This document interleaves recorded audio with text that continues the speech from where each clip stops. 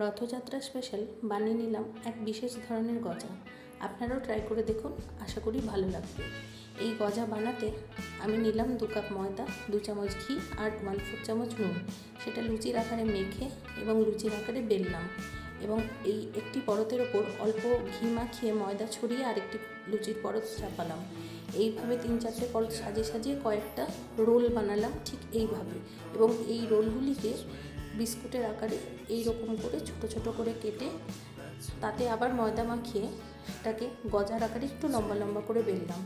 তারপর একটি কড়াইতে তেল গরম করে প্রথমে ভালো করে গরম করে নিয়ে তারপর অল্প আঁচে গজাগুলি ছেড়ে দিলাম এবং অল্প অল্প করে গজা দিলাম। প্রথমে সেটি তেলে ডুবে যাবে এবং আস্তে আস্তে ভাজা হলে সে ওপর দিকে উঠে আসবে এবং এরকম সোনালি আকার হলে সেটা আমি তুলে নিলাম।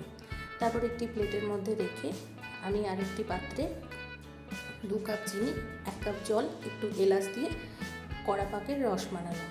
তারপর সেখানে গজাগুলিকে একে একে দিয়ে 10 মিনিট ডুবিয়ে রেখে দিলাম।